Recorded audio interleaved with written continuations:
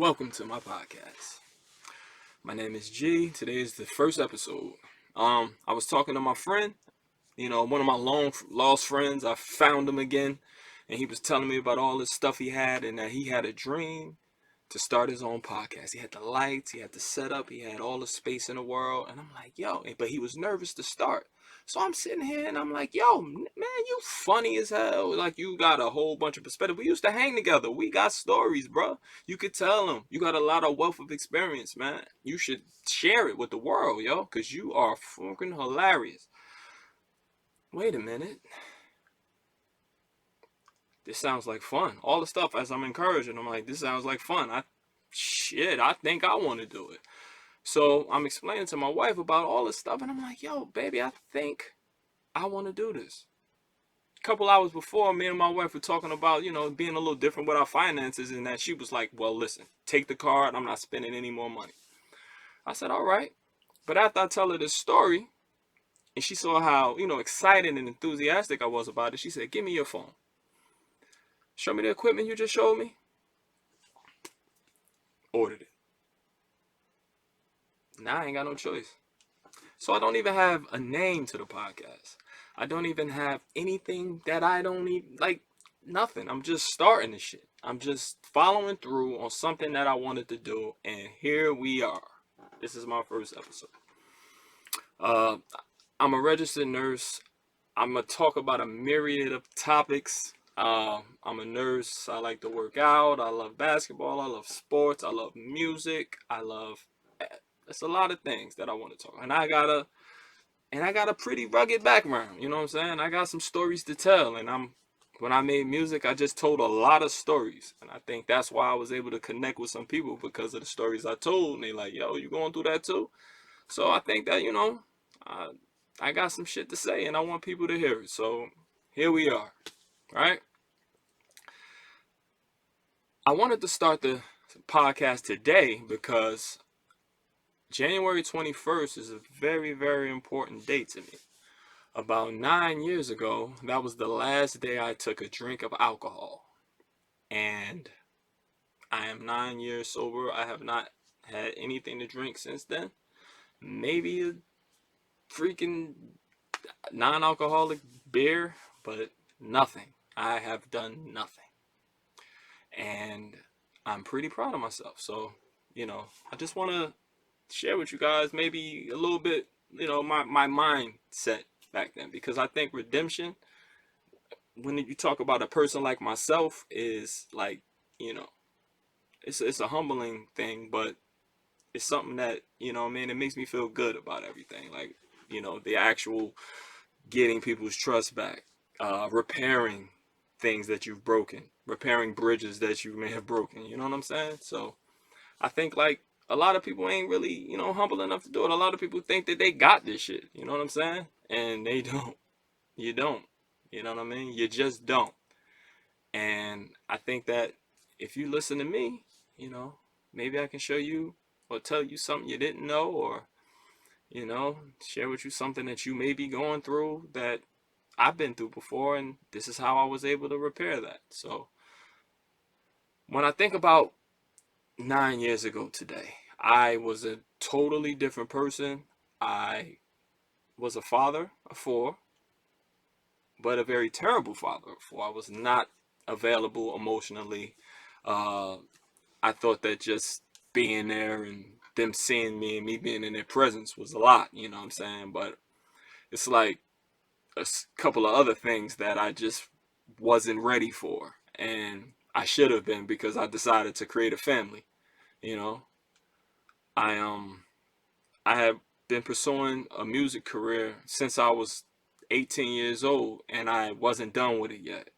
But it was nearing the end.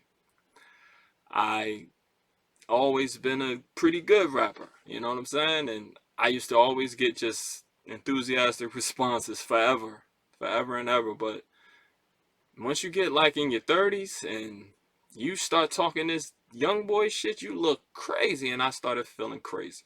And I wasn't getting the same reactions. Oh, you know what I mean? After a while, I started feeling like security, because I was like, you know what I'm saying, the one that would do it. You know what I'm saying? I wasn't like a like a poop putt out there. You know what I'm saying? I'm a big nigga. You know, I'm 6'4". You know what I mean? Back then I was like 280. You know what I'm saying? I'm a big dude. So when we all coming in there 6'5", 280 a piece, we scared the shit out of a lot of people. You know what I'm saying?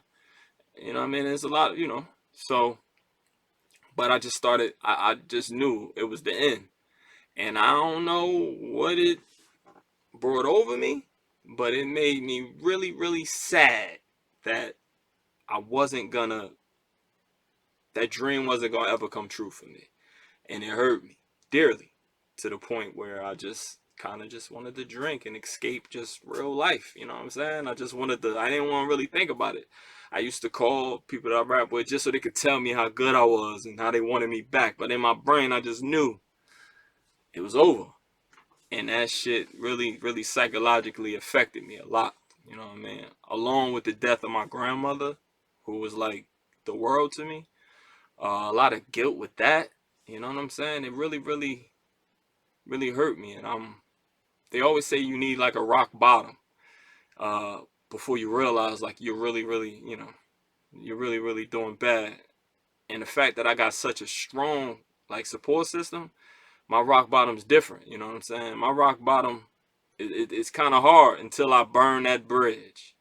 My grandmother was a part of those, you know, those wings that kept me up. You know what I'm saying? And when she passed, that made it a little harder. And the day when my mother told me that I couldn't come into our house anymore, and I had to sleep in that car, I now I had reached the rock bottom. Um, I was in another relationship at the time, not with my wife now, but with another person. Um, and I was just in a bad place, and I knew it. You know what I'm saying? I knew that was over, and I knew I had made a terrible decision, and it was hard to admit my wrong in that. You know what I'm saying? And I hurt a lot of people because I'm not saying that the person is a bad person, but I was a bad person, and I used that as something to get over some of my insecurities and a lot of stuff that I was going through at the time. And I just went into a spiral, like spiral, spiral, spiral.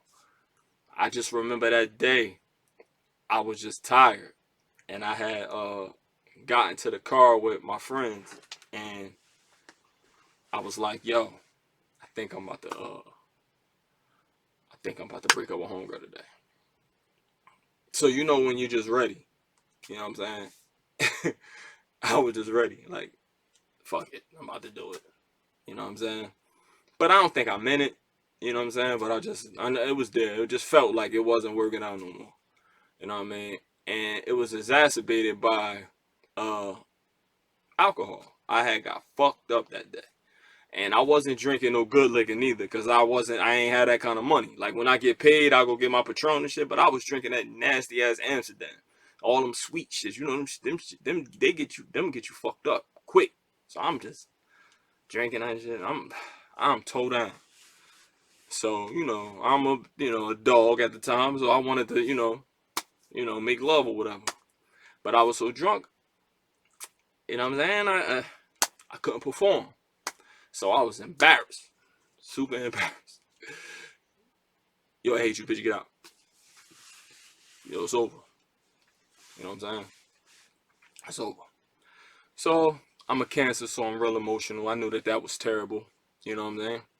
I told homegirl, I'll take you in the morning, but it was like a snowstorm. She was like, all right, whatever, and was walking in the snow. So I'm like, no, you ain't going nowhere. Just wait till tomorrow. You know what I mean? Me, I'm trying to, I guess, redeem myself. So she wanted to walk home. So I went check. I dropped all the shit off. Pop, I'm out. Dropped it off at a mother house. I'm out. Came back in the house, like, what the fuck am I gonna do now? Now, I ain't gonna go as far and say I was suicidal, because I'm a little bit scared to, like, kill myself, but I did not want to live anymore. I did not want to live. I remember sitting in my bed in the dark. I didn't have a TV. All I had was a bed. I was renting a room. I had fell air. Like, I was renting a room. And I'm just there, like, yo, what am I gonna do next? I know. I'm gonna go to the army. I was like, man, your bitch ass ain't going to no damn army, yo. Shit, bullets start flying, you gonna let down your brother, you know. So I'm like, you know what, I'm gonna go to the army, cause at least if I die, somebody will make up a story about how, how I defended my, how I was a real dude and I went out there and I defended my country and I died in Afghanistan or some shit. You know what I'm saying? Because I was afraid. I'm not afraid to. I wasn't afraid to die, but I was afraid to do it myself. Because I'm like, nah, that shit gonna hurt. And I'm gonna be up there hanging like, oh fuck, it hurts. So I was like, I'm gonna go to the army. You know what I'm saying? I'm like, nah. I'm 33. I think I might be too old. So I'm like, all right,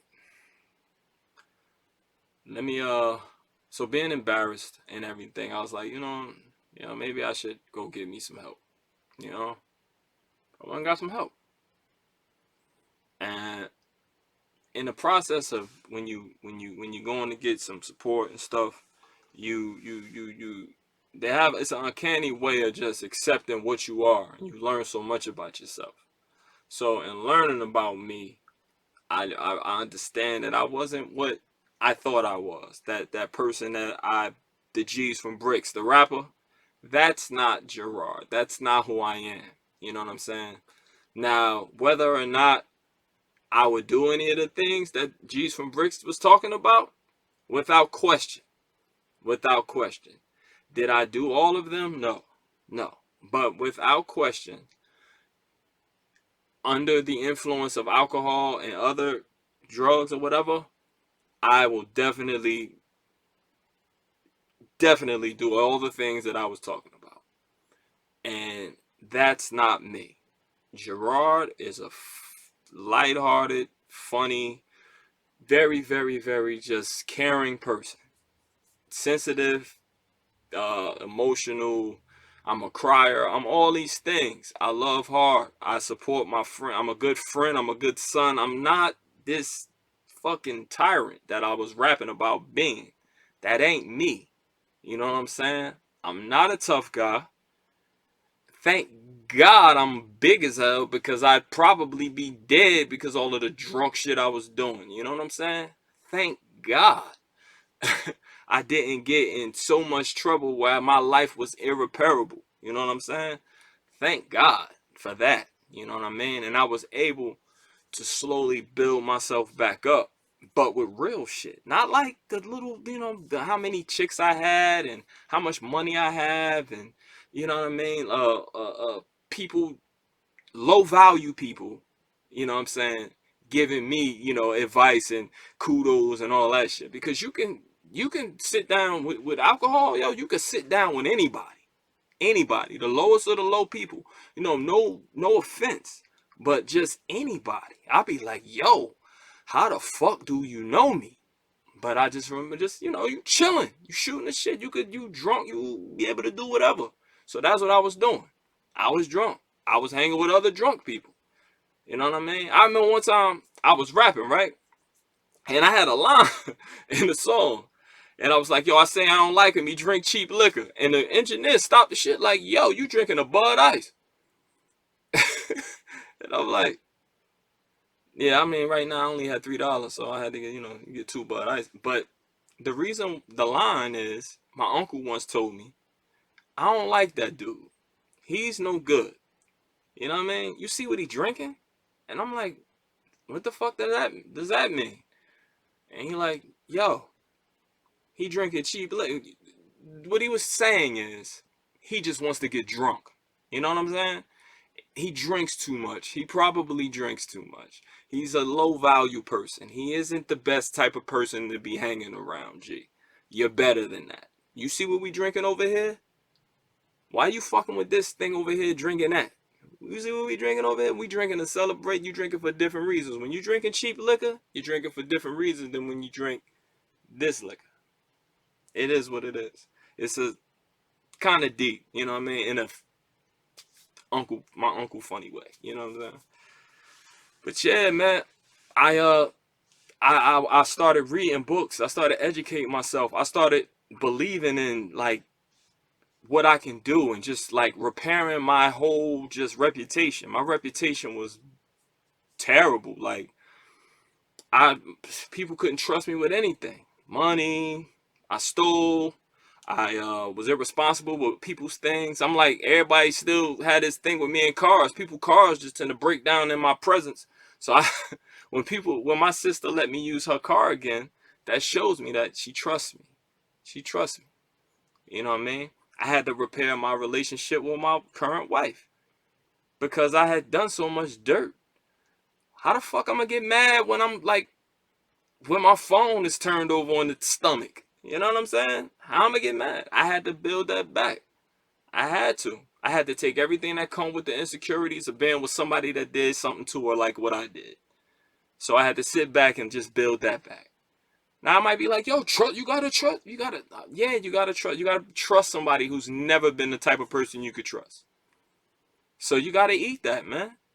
I had to eat that. I had to eat all of that because I know that these people are really, really love me and they really believe in me and I'm letting them down. You know what I'm saying? I let them down. Time and time again. Time and time again. I think about like my grandmother and how I get so terribly sad that when she died I was that person. I feel terribly sad because I know that she would be so proud of me right now. I know she would. Because I'm everything that she said I was. She's everything that she would tell people about me that I wasn't at the time. All those things that I didn't see in myself. I'm that now, and I feel terrible that she isn't able to see this. Now I know, just she's looking down on me and everything, but I don't see that. She probably is looking down on me, smiling, but I want to see it. I want to see it. You know, I think that the fact that my mother gets to see it makes me proud and happy that she don't have to really worry about me outside no more getting killed or doing some shit that get me messed up out here in these streets. Um, my friendships, they're different now. They're different because I'm not the person that they know gonna beat the fuck up no more. You know what I'm saying? I was always the one that was, you couldn't trust me really with nothing. You know what I mean? I was the talent. I was an artist. All the way through and through. Everything that come with when you got a creative person. Everything that comes with that, I was that. I was not responsible for myself. Sometimes I'd be too drunk to perform at shows. Sometimes I'd be too drunk to perform at the studio. And I'm like, this entitled person that had really no reason to be that. But when you're in this music, yo, you're in a bubble. You're in a bubble where people don't, what I mean, people be thinking a little bit a little bit too much about themselves, you know what I'm saying? And I was that person. Like I really thought I was on, you know what I'm saying? I wasn't on. Now was I talented enough to be on? Yeah, ask anybody. Ask anybody. I got videos on YouTube. You can see my abilities. I got albums. I got stuff. I was good. I really was. I really was. I put the 1,000 hours in. I wasn't like that type of artist that was just, I'm out here with a beat. Like I was a rapper. I really, really got busy. You know what I mean? But it made me a worse, not a good person. My baby girl asked me like, "Dad, you made music. I want to hear it." No, no, you can't see that bit, girl. Mm-mm. But yeah, man, just repairing myself, building myself back up, reading, going to the gym, eating right, controlling what I put in my, the food that I eat, um, investing in my body. You know what I mean? I just decided I was looking at LeBron James. I just started following great people.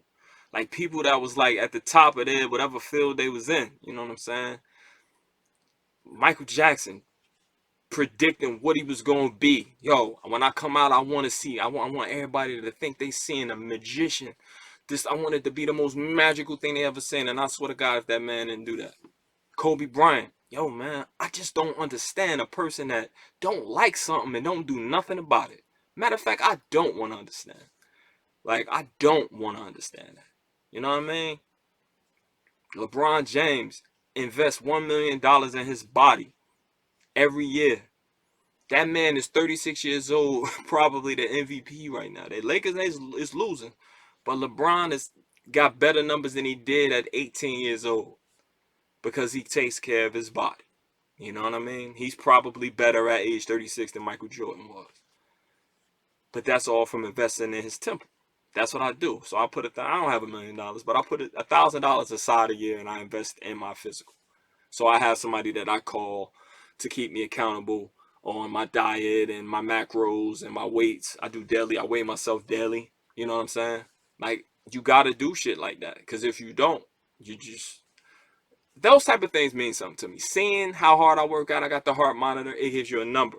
So every year that I work out, I reach another goal. So you start off with gold, then you go to platinum, and then you go to diamond. So that's 3 years straight. So 3 years straight, I've been consistently working out at least 3 times a week. At least. And that's a bad week when I do just 3 times.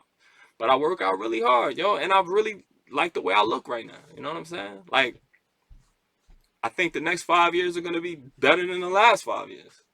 I got a new plan. And I just want to document that. This is why I want to do the podcast. Because I want to document everything that I'm talking about now, that I say I'm going to do. When it happens, you'll see. Everything that we put into it, everything that I said I was going to do, I did it. And that's our problem. We don't really understand our value. You don't understand. I just look, when somebody, you know how I became a nurse? My goal was to be a nursing assistant because it was black people doing it. And one day I worked in the hospital. I was a big dude, so I was like an orderly. They call them sitters in the hospital. So you sit with all the suicidal patients, make sure they don't kill themselves. Which is probably the best job I ever had, by the way, because it taught me how to treat people and how to listen. This is your number one, listen. You know what I'm saying? And how to treat people and listen and be caring. And it was the best job because I learned everything. I learned what patients hate about nursing assistants, and I learned what patients hate about nurses. I learned what they hate about doctors. And that's why I'm such a good nurse now, because I understand that. I understand all they need is somebody to reassure them. Simple as that. Because the hospital, a lot of things get lost. You know what I mean? This doctor don't know what they talking about, and this doctor, and you just get, your job is to bring all those things together. And the patient feels just, yo, Gerard, you were great. You know what I'm saying? Like, and I'm good at it. And I'm good with people. I've always been. You know what I'm saying? I work with people almost my whole life. I worked with people with disabilities before. I was good at that.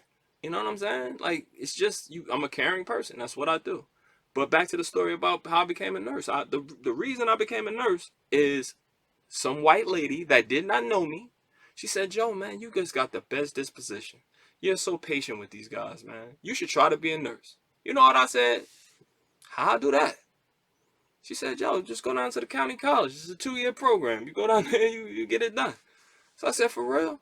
And that day, I decided not to procrastinate. And in 4 years, at that time, I was making, $9 an hour? Shit, I used to have to work like 40 hours overtime a week to make ends meet so I can feed my family. Don't let no shit, the car break down. Jesus Christ. We're fucked. You know what I mean? Don't let that happen. But yeah, man, I went to the county college. The car broke down. I used to have to take my kids to school because I was ghetto as hell in there, man. But I hated my life, yo. I wanted to change this shit, and I found a way out. Yo, if you want a way, you could do it, bro. You just as smart as these white folks, yo. I remember being in school, being in some classes, and these white people who was just talking so much better than me. They knew way more words, yo. But I'm like, and it was intimidating. I was afraid. Because I talk like I rap. I've been in the streets for 33 years, so I talk like a street dude. I talk like I'm outside. I talk like I tech. Yo, I wrote a paper one time and I put LOL in it, yo. Bitch, I ain't know how to write. You know what I'm saying? But I learned, yo. I learned. I didn't let, like, when the English teacher tried to make me feel like a fool, I was embarrassed, but I was being immature. Talking about the story that he making me read is boring, because I ain't feel like reading. I just remember him being so insulted by me, and I'm like, And the way he bust me down was just with just language and words. Like, yo, the nerve. Yet the nerve of you to call Beethoven ass or whatever book I was reading. Like, the story was boring as hell, but he was teaching me how to read in certain and with the zeitgeist of the time. So these books right here, you read it in this, like you got to think of the times when they was writing. I'm like, oh, all right. And then it ended up being interesting. I remember one time he gave me like a D, and I was like, yo, bro, no, you're not doing this to me. No. And he brought me up to a C. But yo, like, I really wanted to get out. I wanted to change my situation. I get into nursing. I get into A&P. Before I get into nursing school, I took anatomy and physiology. The hardest class I ever took. I failed it the first time. I had to take it in summer school. I failed the first 2 tests. But I'm not a quitter. I never been. I just got to flex a different muscle. When it came to rapping, when it came to basketball, when it came to fighting or protecting myself or being whatever I wanted to be, I was always able to do that. All it took was a little bit of work, a little bit of elbow grease. I did that. I did it. And I passed that A&P class with a 70 point something low. I had a fact, the final I got a D on. But I just was enough. Just enough to get by. That's all I needed. That's all I needed on the final. And I did it, and he did it right there. And I seen motherfuckers walk away crying because they just ain't get enough. That shit was hard as hell. But you know what that guy taught me? Because he was a doctor. He taught me how to prepare and study. And you have a test in summer school. The classes was only like 6 to 8 weeks or something like that. Yo, matter of fact, less than that. Because the class was over a little bit after my birthday. So it's like 4 to 6 weeks. You have 2 tests a week. 1 practicum, 2 tests, 1 practicum, a quiz, every day. So every day you just with note cards. Every day you studying. I would study all day long. I would write my card. I was a sitter, so I would work overnight so I can write my note cards at work. And I'm sitting there just studying, doing practice questions, learning how to learn, because I ain't know how to learn. I hadn't done a test in what? I was 15 years. I graduated in 97. I hadn't really had to study for nothing. Everything was kind of like papers and tests. I ain't know about no tests. For real. Shit, when I first got to community college, I wanted to take the easy way out. I took 1 class there. The only class that I went to school to take was a stretching class. And the rest of my classes, I failed. They was online because I wanted to take the easy way out. And I got F's in all them shits. Yo, once I went to the building and got taught and sat in the lecture and learned and was around different people in school, different from just every walk of life, everybody working. I'm going to night school too. So it's like evening classes. So it's like everybody got a life. Everybody got kids. Everybody out here really, really hustling, trying to make their situation better. And I felt like it was a community of people that was there to help me. Get the microbiology. Same thing. I don't understand none of this shit. You know what I'm saying? Like, I don't know. I don't even understand the importance of this. Failed the first 2 tests. Got a 50 on the first one and like a 54 on the second one.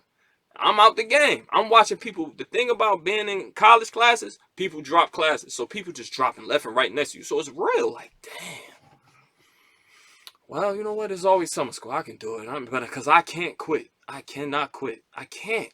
People gonna laugh at me again. They're going to laugh at me again and say, look, you ain't finished this too. You always quitting something. They ain't going to say it to you, but they going to carry you like that. You know what I mean? A lot of the words that aren't said, you find like you hear it in other things they say. Like they don't ask you to do shit like make reservations when we go on our boys trip and shit. They be like, nah, I got it. Because they know you ain't going to be able to handle it. You know what I'm saying? Like they carry you in a certain way. When they look at you one way, they carry you a little bit like a weaker party. Like they just gonna carry me differently, and I ain't want to be that.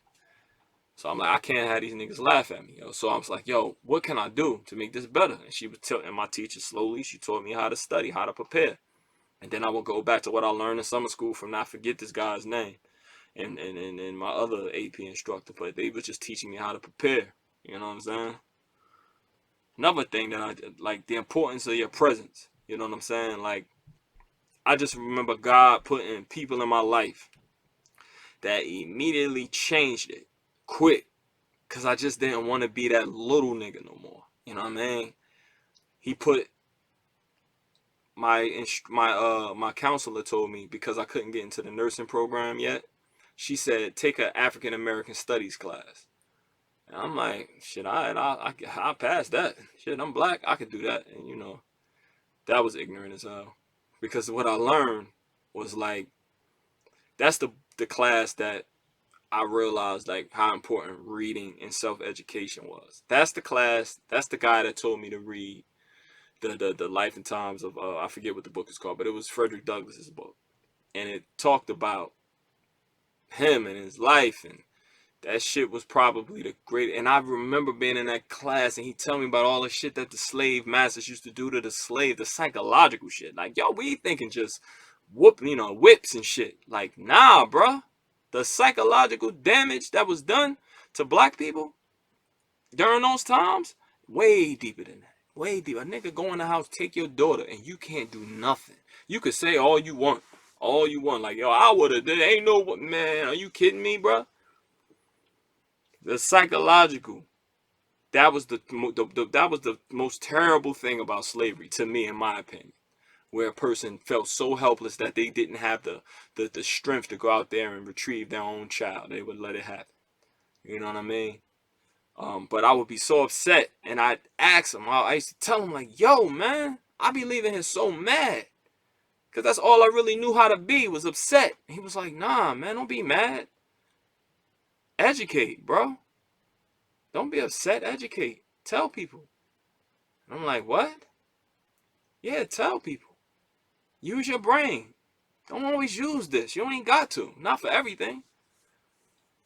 So I started reading. When people start talking about stuff, I start telling them about things that I know. And that black man, yo, I don't remember his name, because I ain't good with names. But I don't remember his name. But that man changed my life. He was smart. He was black. He looked good. He looked esteemed. Like, I ain't know nothing about it. I ain't really know a person like that was realistic to me. Like, that being that didn't seem real. It seemed like a lot of work. It seemed like your parents had to be like fucking doctors for me to turn into that type of person. You know what I'm saying? Then the next class I took was like a psychology class, like a cross-cultural psychology class. And I met a man named Mr. Williford. And Mr. Williford was probably maybe the most important black man that I ever met in my life, because he really, really cared about me. And I had never had a man that wasn't related to me care about me. So I was like, is this dude trying to fuck me? Because I don't know what this feels like. The man genuinely just wanted to help me. He really, really cared. I would say shit that was just immature, and he wouldn't laugh. And people always laughed at that, the things that I say. And he didn't make it feel, matter of fact, he made me feel stupid for even coming out my mouth like that. And I would say shit. He was like, nah, man, please don't. And he would make me feel stupid.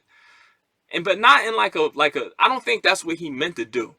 But I realized, like, if I ever wanted to get out of that mentality, I had to carry myself a certain way. And like, if you go to the school that I went to, I'm not gonna really say that because I don't want nobody to run down on them if this gets that popular or whatever. But if you ever see this dude and you go to that school, everybody know who this is. He's the man. His reputation is impeccable. He is probably like, nigga was faithful to his wife. He was with his kids. It wasn't even an option. When all I knew for my whole life was like, yo, man, like, it's just like, women is beautiful. Just do what you want to do. Like, whatever, man, and just deal with it and, lie and cheat and doing all this. That's all I ever knew. Because that's all I ever saw. That's the music I listened to. That's the stories my elders told me. And I thought that's just how it was. And it ain't. It ain't. Meeting that man basically changed the way I basically relearned, retooled myself with things that matter to me. You know what I'm saying? Where having a lot of women spoke less of me than like, those things didn't matter to me anymore. Women didn't matter to me no more, because I know, however many I ever had, when I had 3 girlfriends, I wasn't happy. It didn't matter. I didn't care. I didn't value them. Matter of fact, I was a fucking demon because I was hurting women's feelings. I was breaking down my sisters that I claim to love and want to nurture and make better and make better mothers and wives. Now these, like, you can't live that way. You just can't. You abusive, really. And then we'll call them crazy. Like, yo, this bitch crazy. No, bro. Look what the fuck. Look what you're doing. You bugging. That's why she crazy. Cause she loves you. And you just broke her heart. And what do you do when you mad and you embarrassed and your heart is broken? You start bugging. And that's why she's bugging. You know what I mean? My mother, I messed up the relationship with my mom and my wife because I was like, they looking at her like, you know, man, we know how Gerard is. You know what I'm saying? And I ruined that. And now, thankfully, we fixed it. You know what I'm saying? Because they see that I'm a different person now. But, yo, just all those, just be acting like that for no reason. Like, what are you doing that for? Like, you know, like, honestly realize how, like how insecure I am when with that attitude. Like, I see that now, and I didn't see that before. I thought that was what made you a man. You know what I mean? You got a lot of women. You know what I'm saying? You got a lot of women. You got a lot of money. You dress nice. You do this. You do that. No, bro. No. I know a lot of broken, happy niggas with mad bitches. For real. You know what I'm saying? And I'm happier than I've ever been in my life, and I got one. One, and I'm all right. I'm all right. We in business together. We gonna build this thing together. Our kids are gonna be okay. You know what I'm saying? Our children will be better than we were. That's the goal, yo. My mother didn't sacrifice so much for me to be running around here acting like that.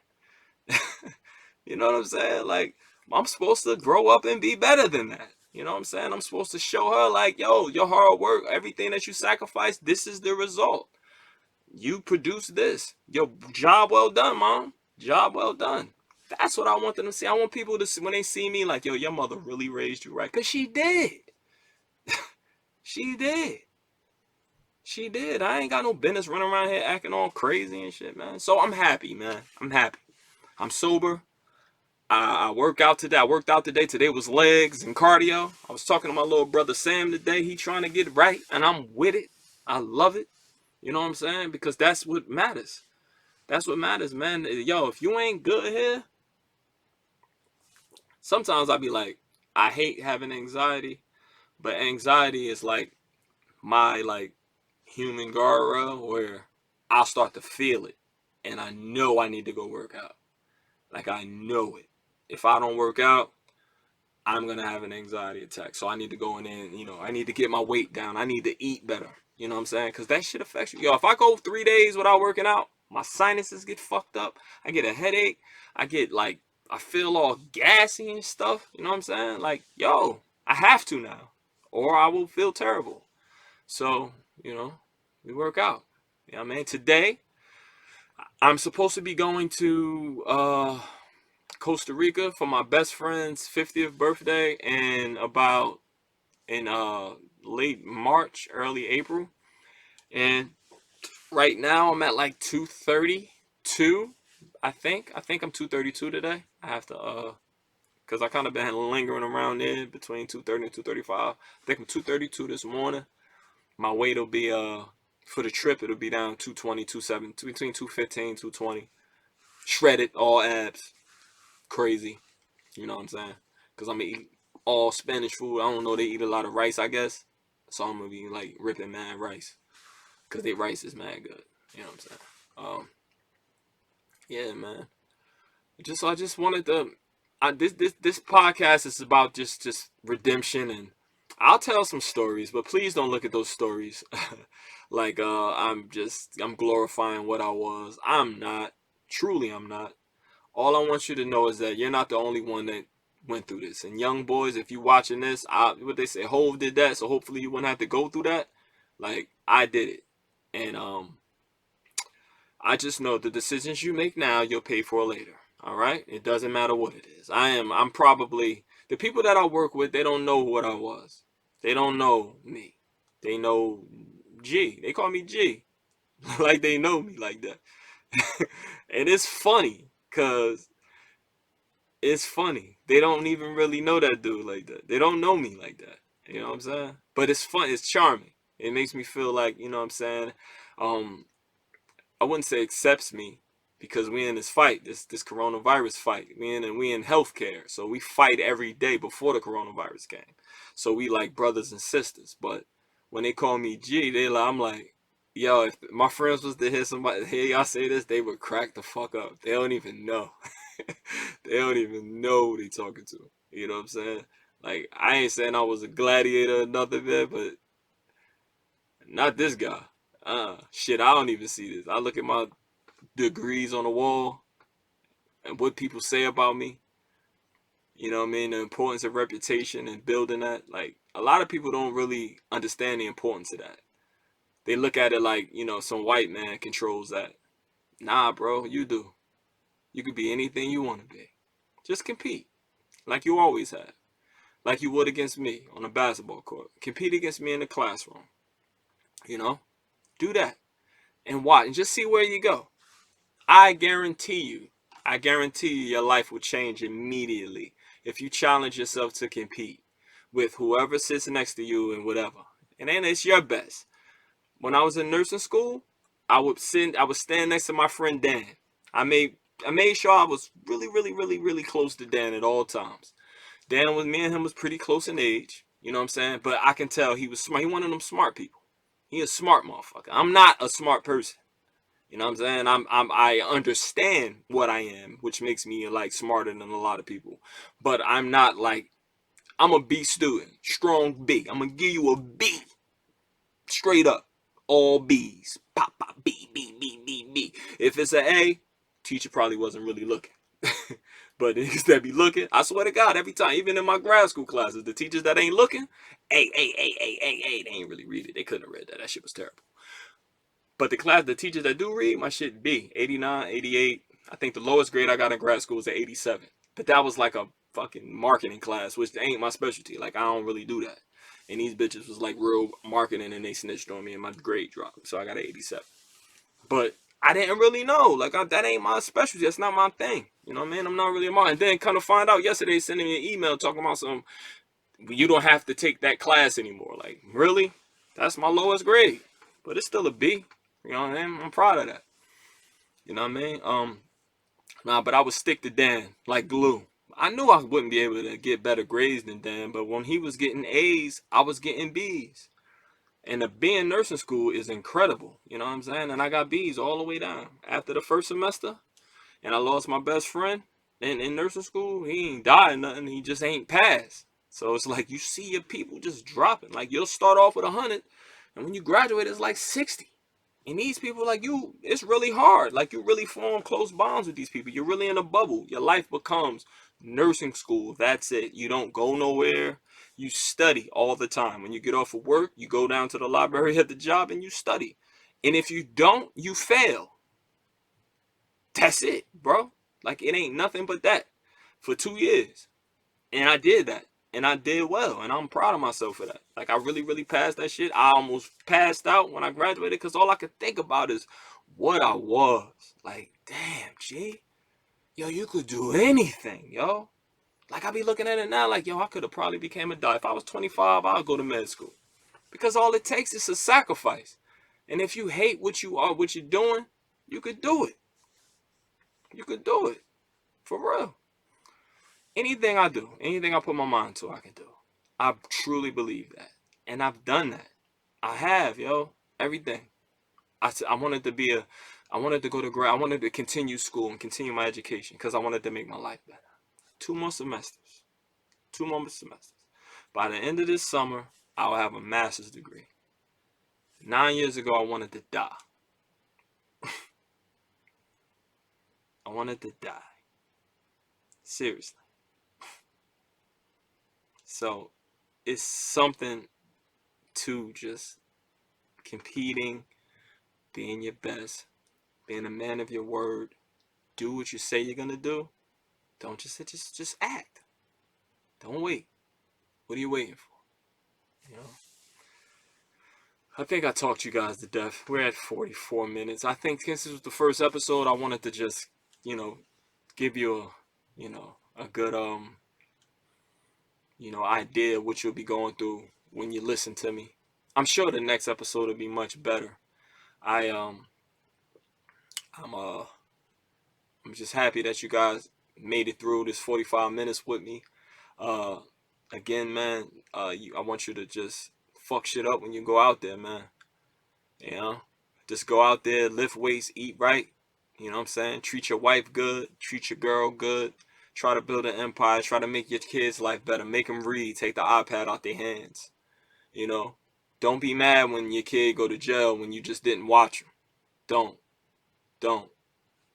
You know what he doing. You know what it smell like. You know what weed smell like. You know. That shit ain't happening out of nowhere like, word? He killed somebody? No, dude. Last thing. I hear a lot of people, because a lot of people complain about it's this gay agenda on television. And there may be something to that. But just a thought. If you dudes stop putting babies in the women and having those women raise those boys all by themselves, ain't no TV do that. Only person that ever taught him how to be a man was a woman. Okay? Maybe it ain't the TV. Maybe it ain't an agenda. Maybe your ass need to be a little bit more serious about what you putting babies in. And be there to support your child. I ain't talking about child support. No, I'm talking about raising them. Taking them fishing. Taking them... And it don't matter if he's gay. It doesn't matter. It doesn't matter. I just want people to realize, like, yo, maybe it's you. Now, I understand we all want answers. This is why I like the conspiracy theorist thing. Like, everybody want to know an answer to why their situation is the way it is. Maybe it's you. Alright? Because I know in my situation, it was me, Nick. Alright?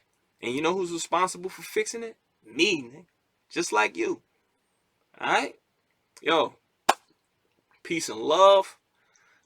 Maybe the next episode we might go into something more current. Something that I don't like. Some music. Some whatever. But I really, really, really am appreciative for you being here with me. Spending this 47 minutes and 34 minutes with me. Peace and love, baby.